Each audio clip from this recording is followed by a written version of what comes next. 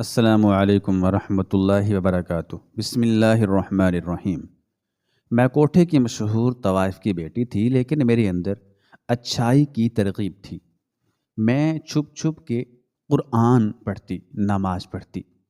ابھی میری ماں نے مجھے کام پہ نہیں لگایا تھا۔ ایک دن جب اس نے مجھے قرآن پڑھتے دیکھا تو غصے میں اسی رات ایک گاہک میرے کمرے میں بھیج دیا۔ میں نے بے بسی سے آنکھیں میچیں اور تلاوت شروع کر دی۔ کچھ دیر بعد میری حیرت کی انتہا نہیں رہی جب بطول او بطول کہاں رہ گئی ہو؟ اماں کی آواز پہ میں نے جھٹ سے قرآن پاک بند کیا اور جلدی سے اپنا حجاب بھی کھول دیا۔ اگر اماں مجھے قرآن پڑھتا دیکھ لیتی تو آگ بگولا ہو جاتی۔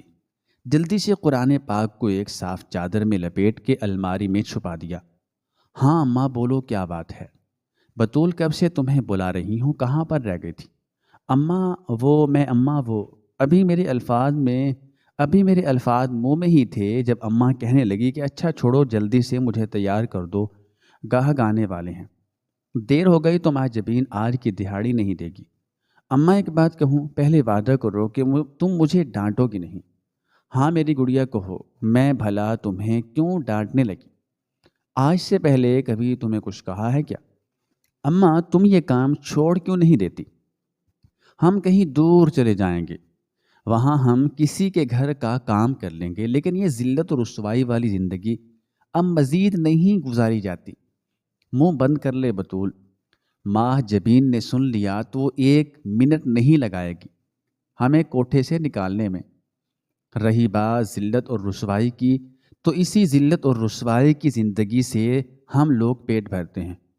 یہ جو رات کو اتنا پیٹ بھر کے کھا لیتی ہے نا، یہ اسی ذلت اور رسوائی کی کمائی ہے۔ آج کے بعد تمہارے منہ سے یہ الفاظ سننے کو نہ ملیں۔ تو بھی 25 کی ہو جا، پھر تجھے بھی یہی کام کرنا ہے۔ یہاں کا اصول نہ ہوتا تو کب کا تجھے کوٹھے پہ بٹھا دیا ہوتا، پھر تجھے پتہ چلتا کہ بدن توڑوا کر پیسے کمانا کتنا مشکل ہے۔ اماں کی بات پر میں ایک دم خوف زدہ ہو گئی۔ میرا پورا وجود تھر تھر کانپنے لگا۔ میں اس وقت سے خوف زدہ ہونے لگی جب مجھے بھی یہ کام کرنا تھا۔ اماں میں یہ کام نہیں کروں گی۔ تبھی اماں نے میرے چہرے پر ایک تھپڑ رسید کیا اور کہنے لگی، تو اور کون سا کام کرنا ہے تجھے؟ باپ تو تیرا تجھے پیدا کرتے ہی دفع ہو گیا، اب تجھے کیا کرنا ہے؟ تم دونوں باپ بیٹی نے مجھے جینے نہیں دینا۔ اماں پھر تم مجھے بتا کیوں نہیں دیتی کہ میرا باپ کون تھا؟ کیا کرے گی پوچھ کے؟ اماں کے سوال پر میں ان کو یہ نہیں کہہ سکتی کہ مجھے ابا کے پاس جانا ہے، کیونکہ اگر وہ مجھے قبول کر لیتا تو آج اماں یہاں پر نہ ہوتی، اور میں ایسا کہہ کہ اماں کا مزید دل نہیں دکھانا چاہتی تھی۔ بول بطول، کیا کرے گی جان کر اپنے باپ کے بارے میں؟ اگر کبھی زندگی میں مجھے دکھائی دیا اماں، تو میں اس کو جان سے مار دوں گی۔ جس نے تجھے تکلیف دی ہے، جس نے مجھے لاوارث چھوڑ دیا، میں صدقے میری دھی ایسے نہ کہے۔ اماں نے مجھے اپنے سینے کے ساتھ لگا لیا۔ ان کی آنکھوں میں بھی آنسو تھے اور میں بھی رو رہی تھی۔ بس ایک بات تجھے بتا دوں بطول، کبھی بھی کسی لڑکے کے اوپر بھروسہ نہ کرنا۔ کوئی بھی لڑکا قابل اعتبار نہیں ہے، کوئی بھی تجھے تیری ماں سے زیادہ پیار نہیں کر سکتا۔ اماں کی بات پہ میں نے صرف ہاں میں سر ہلایا۔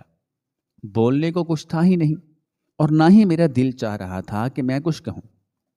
تبھی عصر کی اذانوں کی آواز سنائی دی تھی، تو میں اماں سے بہانہ کر کے کمرے میں آ گئی۔ وہ ایک چھوٹا سا کمرہ تھا جو اماں نے میرے لیے ایک طرف رکھوایا تھا، جہاں پر کسی کی نظر نہیں جاتی تھی۔ وہ کمرہ ہمیشہ بند رہتا تھا۔ رات ہوتے ہی اماں مجھے اس کمرے میں بند کر دیتی۔ یہ بھی ماں جبین کوٹھے کی مالکن کا حکم تھا، چونکہ وہاں کا اصول تھا کہ کوٹھے پر پیدا ہوئی لڑکی جب تک 25 سال کی نہیں ہوگی تب تک اس کو کوٹھے پر نہیں بٹھایا جائے گا۔ اسی لیے تمام کنواری لڑکیوں کو ایک ایک کمرہ دیا گیا تھا۔ وہ باقی کمروں کی بنسبت چھوٹے تھے، مگر ایک اکیلی لڑکی کے رہنے کے قابل تھے۔ میں نے جلدی سے کمرے کی کنڈی لگائی اور نماز ادا کرنے لگی۔ تبھی اچانک کمرے کا دروازہ کھٹکنے لگا۔ میں حیران رہ گئی۔ نماز بھی جلدی جلدی ادا کی اور جائیں نماز اٹھا کر ایک طرف رکھ دیا۔ میں نے دروازہ کھولا تو سامنے سریا کھڑی تھی۔ وہ بھی تقریباً میری ہی ہم عمر تھی، مگر اس کی اماں نے اسے جلد ہی ماہ جبین سے اجازت لے کر کوٹھے پہ بٹھا دیا تھا۔ مگر وہ میری بہترین سہیلی تھی۔ دیکھ بطول، میں تمہارے لیے کیا لائی ہوں۔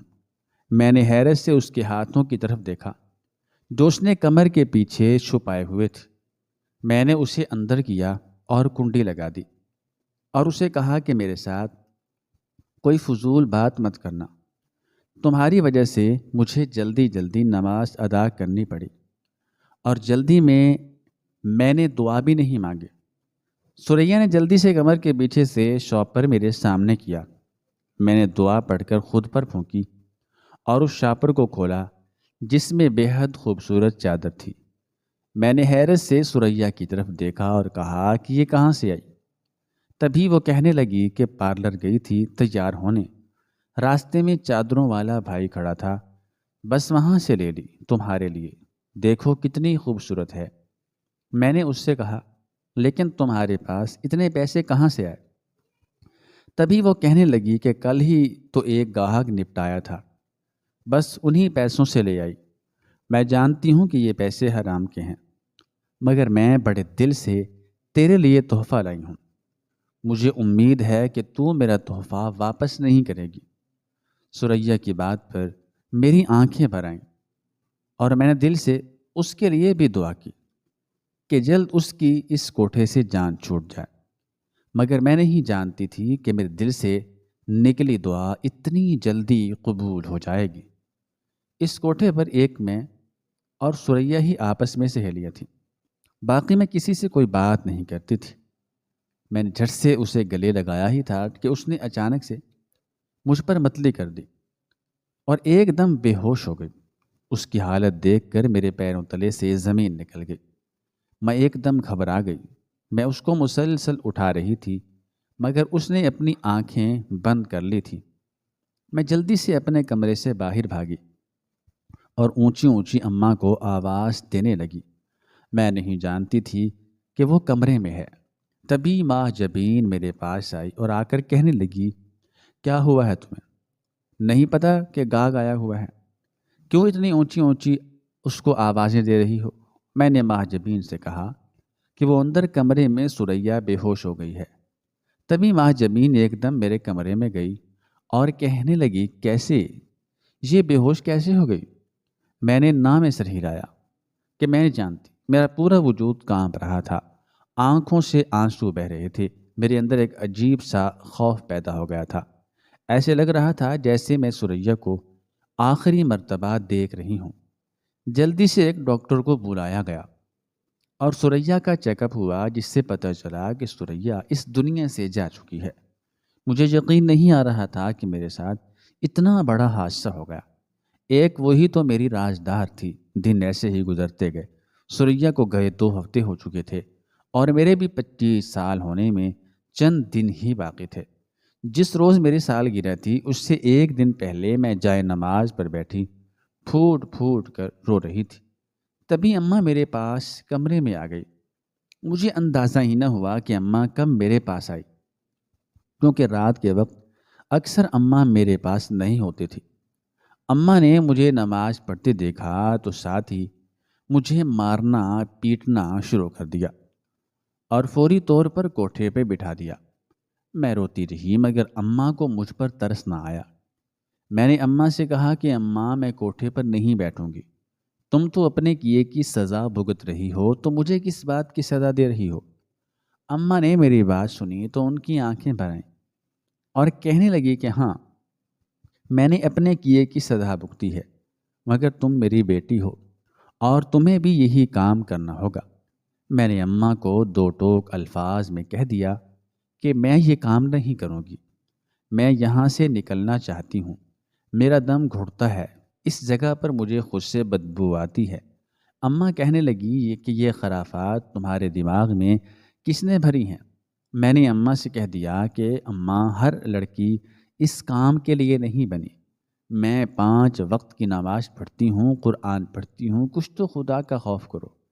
کیا جواب دو گی خدا کے سامنے کہ اپنے کیے ہوئے گناہ کی سزا تم نے ایک بے قصور اور پاک صاف لڑکی کو دی؟ تمہارے میں اور ابا میں پھر کیا فرق رہ گیا؟ میں ہرگز کوٹھے پر نہیں بیٹھوں گی۔ مگر اماں نے میری ایک نہ سنی اور کہنے لگی کہ تمہیں یہ کام کرنا ہوگا۔ تبھی میں نے بھی حامی بھر دی اور کہا کہ ٹھیک ہے، میں یہ کام کرنے کے لیے تیار ہوں، مگر مجھے سب سے پہلے بالکل سچ سچ کہانی جاننی ہے کہ تم اور ابا ملے کیسے اور ہم یہاں تک کیسے پہنچے۔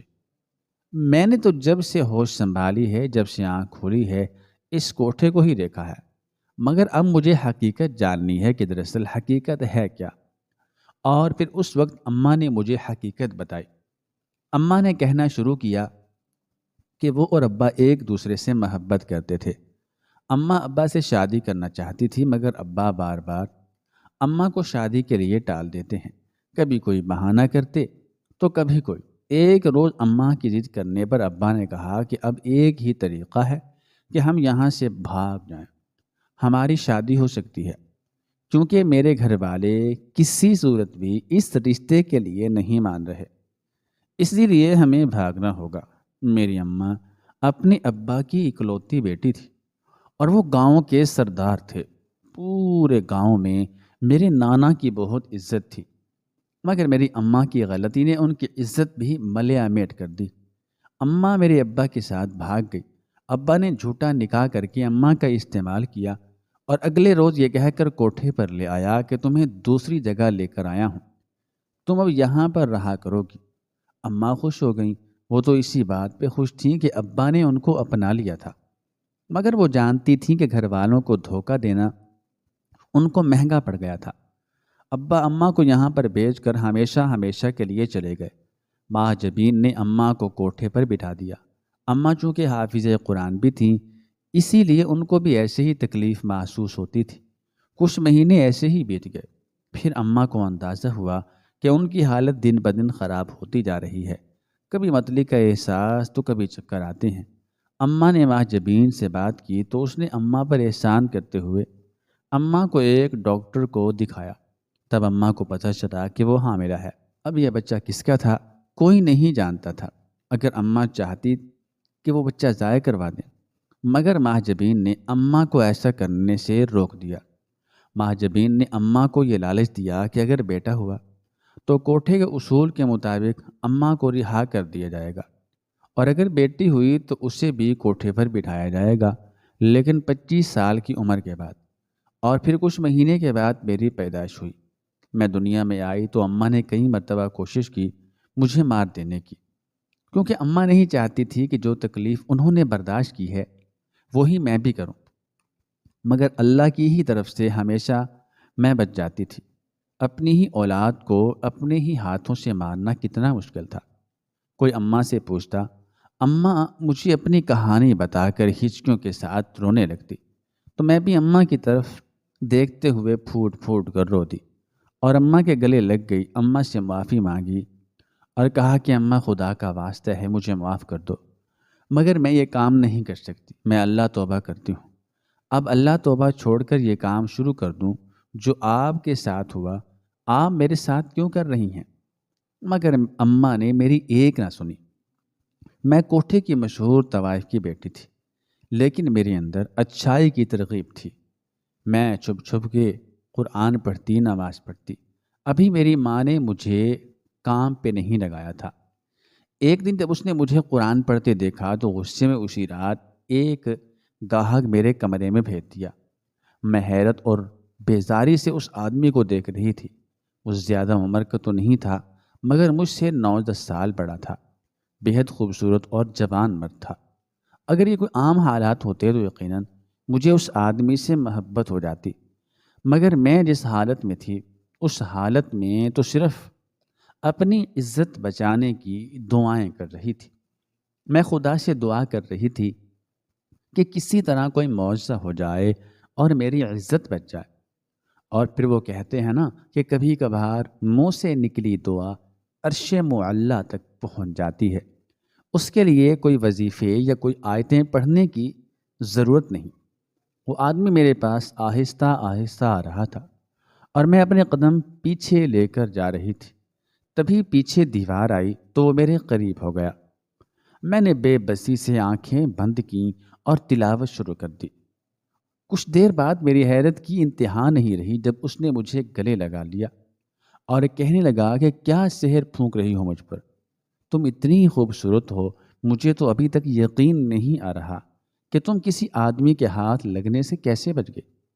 بہرحال چونکہ تمہیں آج تک کسی مرد نے نہ دیکھا ہے نہ چھوا ہے، اور تمہارے منہ سے قرآن کی تلاوت سن کر لگتا ہے کہ تم 5 وقت کی نمازی اور قرآن پاک کی تلاوت کرنے والی ہو۔ میں آنکھیں پھاڑے اس شخص کو دیکھ رہی تھی، اس کی باتیں سن رہی تھی۔ تبھی وہ کہنے لگا کہ میں تمہیں یہاں سے اگر آزاد کروا دوں تو بدلے میں مجھے کیا ملے گا؟ الفاظ تھے یا میرے لیے جنت کی نوید تھی۔ میں نے اس شخص کے قدموں میں بیٹھ کے کہا کہ جو تم کہو گے میں وہ کرنے کے لیے تیار ہو جاؤں گی، بس کسی طرح مجھے یہاں سے چھڑوا دو، مگر مجھ سے وعدہ کرو کہ مجھے دھوکہ دے کر کہیں اور نہیں بیچو گے۔ تبھی وہ میری بات پر ہنسنے لگا اور کہنے لگا کہ لگتا ہے تمہاری اماں کے ساتھ کوئی دھوکہ ہوا تھا، تبھی تم اتنی ڈری سہمی ہو۔ میں وعدہ کرتا ہوں کہ میں تمہارے ساتھ ایسا کچھ نہیں کروں گا، تم بس میرے ساتھ چلو، میں تمہاری زندگی سنوار دوں گا۔ کوٹھے کا یہ بھی اصول تھا کہ اگر کوئی شخص کسی لڑکی کو خریدنا چاہتا تھا تو پہلے اس لڑکی کی مرضی پوچھی جاتی تھی۔ اگر لڑکی اپنی رضامندی ظاہر کر دیتی تھی تبھی اس کو بیچا جاتا تھا۔ وہ لڑکا کہنے لگا کہ میرا نام ابراہیم ہے۔ میں نے ابراہیم سے کہا کہ تم مجھے یہاں سے چھڑوا لو گے نا؟ تبھی وہ کہنے لگا کہ ہاں، تسلی رکھو، تم اب یہاں پر نہیں رہو گی۔ اتنا کہہ کر وہ کمرے سے باہر نکل گیا اور میں اسی وقت سجدے میں گر گئی اور پھوٹ پھوٹ کر رونے لگی۔ مجھے یہ یقین نہیں آ رہا تھا کہ مجھ جیسی گنہگار بندی کے ساتھ اتنا بڑا معجزہ ہو سکتا ہے۔ تبھی میں نے اللہ تعالیٰ سے ڈھیروں ڈھیر دعائیں کی اور اللہ تعالیٰ سے یہ بھی دعا کی کہ وہ مجھے اپنے حفظ و امان میں رکھے۔ میری یہ زندگی نہیں ہو سکتی تھی، میں اس زندگی کے لیے نہیں بنی تھی، میں یہ کام نہیں کرنا چاہتی تھی۔ وقت اور حالات ایک دم بدل جائیں گے مجھے نہیں پتا تھا۔ میں نے تو ایک معجزہ ہی مانگا تھا، اور وہ تو معجزات کا رب ہے، پھر بھلا معجزات کی انتہا کیسے نہ کرتا۔ ابھی میں سجدے میں گر کر رو رہی تھی جب میری اماں کمرے میں آئی اور روتے ہوئے مجھے گلے سے لگا لیا اور کہنے لگی کہ اپنے رب سے کہنا کہ مجھ گناہگار کو بھی معاف کر دے، وہ یقیناً تمہاری زبان سے نکلی دعا تو قبول کر لے گا، جس طرح اس نے تمہاری یہ دعا قبول کر لی۔ چلو بیٹی، سر پہ چادر اوڑھ لو، آج تمہیں رخصت کرنے کا وقت ہے، ماہ جبین بلا رہی ہے۔ میں اماں کے ساتھ ماہ جبین کے پاس گئی تو وہاں پر ابراہیم بھی کھڑا تھا۔ مجھے دیکھ کر مسکرانے لگا کیونکہ میں نے اپنا چہرہ چھپایا ہوا تھا۔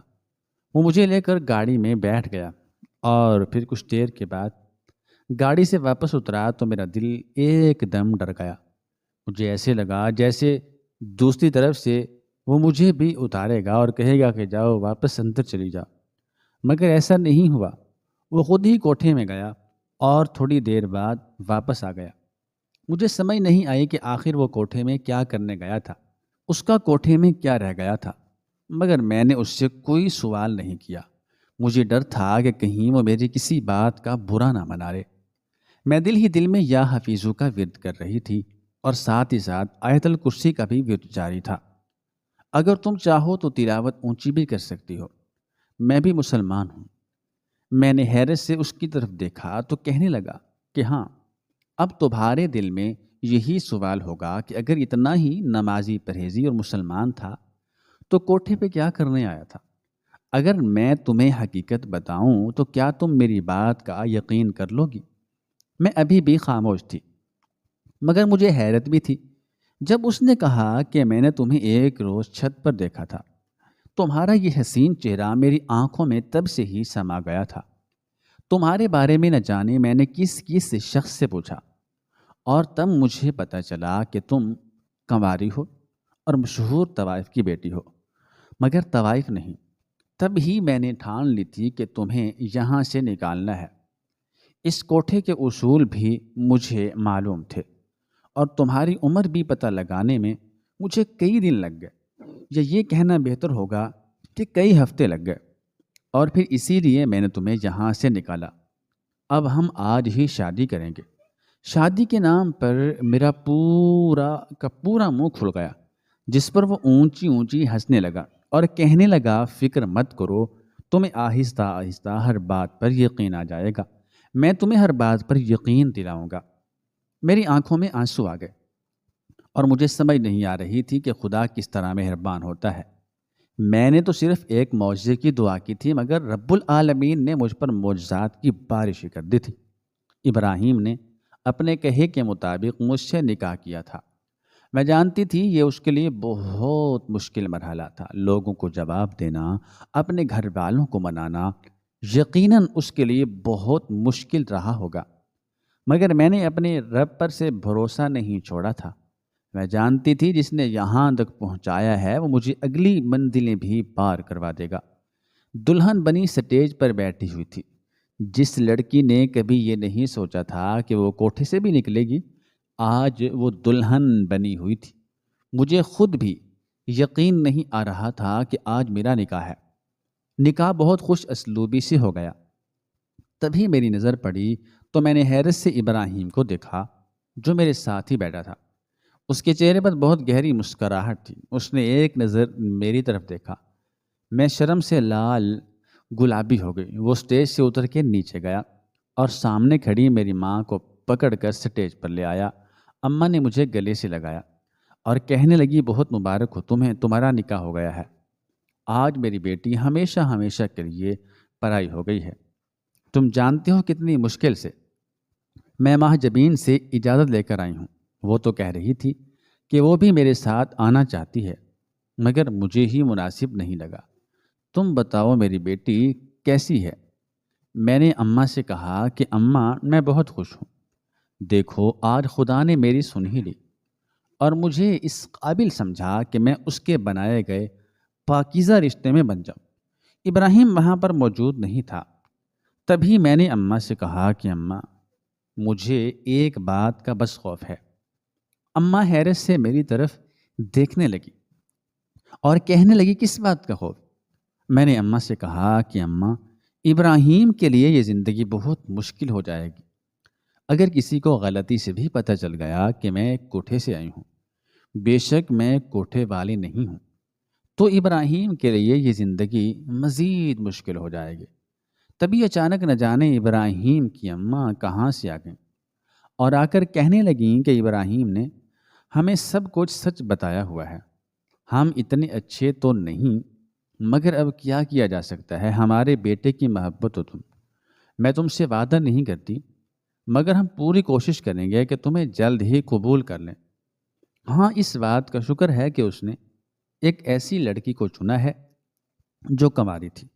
میں نے ابراہیم کی طرف شکر بھری نگاہوں سے دیکھا تو وہ بھی میری طرف دیکھ کر مسکرانے لگا اور پھر میرے پاس آیا اور آ کر میرے دونوں ہاتھوں کو پکڑ کر کہنے لگا، میں مانتا ہوں کہ یہ زندگی ہم دونوں کے لیے بہت مشکل ہوگی، مگر تم مجھ سے وعدہ کرو کہ تم کبھی میرا ساتھ نہیں چھوڑو گی۔ ہم دونوں ایک دوسرے کا سہارا بنیں گے، اس دنیا سے لڑیں گے۔ اگر کبھی میرے دل میں کچھ آ جائے تو تم خاموش رہنا، میں جلدی بھولنے والوں میں سے ہوں۔ اگر دل میں کبھی کچھ آئے گا بھی تو میں جلد ہی دل سے نکال دیا کروں گا۔ آج میں ابراہیم کے ساتھ اور اپنے 2 بچوں کے ساتھ ہنسی خوشی زندگی گزار رہی ہوں۔ بے شک وہ رب رحیم ہے، کریم ہے، اور جسے چاہتا ہے عزتیں عطا کرتا ہے اور جسے چاہتا ہے ذلت عطا کرتا ہے۔ اور میرے نصیب میں تو میرے رب نے عزت ہی لکھ دی تھی۔ بے شک ذلت سے عزت تک کا سفر بہت مشکل تھا، مگر جب خدا کن کہہ دیتا ہے تو فیکون خود ہو جاتا ہے۔